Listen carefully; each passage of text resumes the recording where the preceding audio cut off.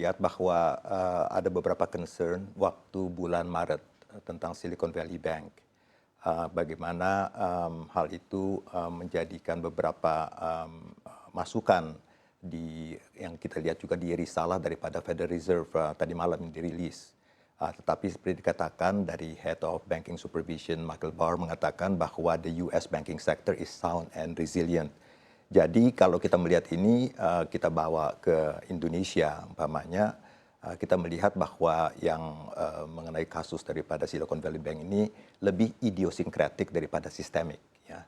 Sehingga Federal Reserve kembali fokusnya adalah pada inflation yang dirilis kemarin yang walaupun ada cooling down tetapi belum cukup untuk memenuhi target daripada The Fed untuk 2%. Tapi kita melihat bahwa dampak daripada Silicon Valley Bank ini untuk Indonesia there is no direct exposure gitu.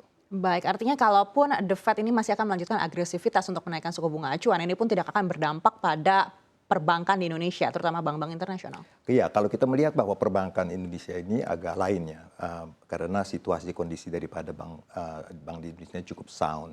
Kita melihat daripada liquidity ratio, LDR sekitar 79%. Kemudian juga daripada alat liquid terhadap dana pihak ketiga sekitar 29%. Alat liquid terhadap NCD sekitar 129%. Jadi on the liquidity, banking sector Indonesia cukup sound. Kemudian kita melihat juga capital ratio sekitar 25%, jadi well capitalized. Dan yang ketiga adalah tentang credit risk. Kita melihat bahwa NPL gross terjaga 2,5%, kemudian NPL net sekitar 0,7%, sehingga portofolio ini juga cukup terjaga in terms of credit risk. Jadi kita melihat liquidity risk, kemudian juga untuk credit risk dan juga untuk capital adequacy ratio ini cukup terjaga. Dan terakhir kalau kita melihat bahwa pernyataan daripada OJK bulan lalu mengenai Silicon Valley Bank bahwa tidak ada bank umum di Indonesia yang under resolution. Jadi itu merupakan satu message yang positif bahwa kita melihat bahwa Silicon Valley Bank is more idiosyncratic daripada systemic, apalagi systemically global. Baik, meskipun dampak dari Silicon Valley Bank ini tidak sistemik, tapi apa yang bisa kita pelajari dari kasus tersebut? Kita melihat bahwa kalau daripada Silicon Valley Bank ini liquidity ratio dan liquidity risk management is very key. Kita melihat antara aset dan liability daripada Silicon Valley Bank ini ada beberapa hal yang harus kita perhatikan, di mana nature daripada depositonya itu adalah more investor deposits daripada the usual retail deposits. Kemudian on the asset side penuh dengan penempatan di bonds. Jadi kita melihat bahwa manajemen daripada liquidity ratio dan juga untuk market risk ini harus diperhatikan antara aset dan liability. Tetapi di Indonesia kita akan melakukan beberapa stress test di OJK, umpamanya di LCA, ya, liquidity coverage ratio. Kemudian juga ada cash flow mismatch. Mismanagement juga untuk analisis. Jadi dari stress test tersebut kita melihat ditambah tadi liquidity ratio, kemudian juga capital adequacy ratio dan juga untuk credit risk ratio itu kita melihat bahwa kondisi daripada perbankan di Indonesia ini cukup solid untuk saat ini. Baik, kalau kita lihat likuiditas di perbankan Indonesia ini kan sebenarnya masih cukup ample begitu, tapi juga OJK bahkan regulator ini bahkan terus meminta untuk perbankan tetap meningkatkan kreditnya begitu. Apakah yang bisa kita pelajari agar tidak bermasalah secara likuiditas seperti di Silicon Valley? Ya, tetap untuk prudential kita melihat bahwa aset sudah grow sekitar 10,5% ya untuk Februari ya, jadi year on year, sehingga permintaan kredit ini cukup. Dan dengan ample liquidity yang tadi saya katakan, loan to deposit ratio sekitar 79% dan alat liquid dibandingkan dengan dana pihak ketiga sekitar 29%. Yang penting adalah kita melihat secara sektoral bagaimana kita terus prudent in terms of our target market dan juga untuk in terms of resiko daripada kredit.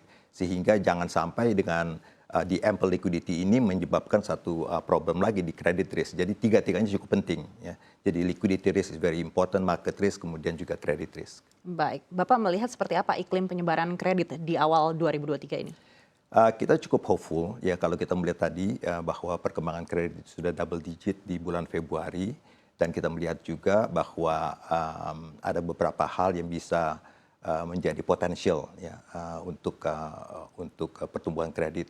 Kita melihat bahwa apakah itu kredit konsumtif ataupun investasi ataupun kredit juga untuk working capital, semuanya menunjukkan pertumbuhan ya. Sehingga kita melihat ada beberapa hal yang bisa menjadi opportunity untuk tahun 2023. Pertama, memang kita memasuki era recovery, sehingga apakah company itu dari V-shape ataupun U-shape itu sudah mulai rebound, sehingga sektor-sektor tersebut menjadikan opportunity. Yang kedua juga kita melihat bahwa ada beberapa hal yang dapat menjadi beberapa target, umpamanya sektor-sektor hilirisasi yang sudah di-announce ya. Ada beberapa sektor-sektor hilirisasi yang membutuhkan funding. Kemudian yang ketiga juga kita melihat juga bahwa ada opportunity on ESG and also on the green environment. Jadi kita melihat bahwa untuk semester pertama dan semester kedua ini kita cukup optimis bahwa pertumbuhan daripada kredit untuk di Indonesia akan tetap double digit. Baik, bagaimana dengan momentum Ramadan di tahun ini? Apakah juga merupakan salah satu target dari kredit consumer di Citi? Ya, jadi kalau Ramadan itu lebih seasonal ya. Jadi biasanya expectation kita selalu melihat kepada Ramadan di tahun lalu. Bedanya tahun ini Ramadannya adalah post-COVID environment. Jadi kita lebih optimistik lagi, dan kalau kita melihat semuanya pengumuman daripada persiapan daripada Ramadan ini, kita cukup optimis bahwa ini akan smooth dan akan juga mendongkrak GDP daripada Indonesia yang diproyeksikan sekitar 5% untuk tahun ini. Baik, hingga pekan terakhir sebelum cuti bersama ini apakah sudah terlihat realisasinya? Kita melihat bahwa untuk sektor-sektor konsumsi ya, langsung kita melihat bahwa ada menggeliat dan juga persiapan-persiapannya. Jadi kita cukup optimis bahwa dari data-data yang kita lihat umpamanya daripada credit card spending ya di Citibank sudah mulai ada kelihatan bahwa itu akan back mungkin better daripada year on year, dan mulai menunjukkan sedikit mendekati pre-COVID datanya. Sedikit lagi menjelang pre-COVID? Ya. Artinya belum sampai pre-COVID? Belum sampai pre-COVID karena belum semuanya sektor dibuka. Jadi umpamanya sektor-sektor umpamanya untuk tourism dan internal juga belum semuanya negara itu untuk masuk. Jadi spending itu juga belum terrefleksi secara 100% pre-COVID.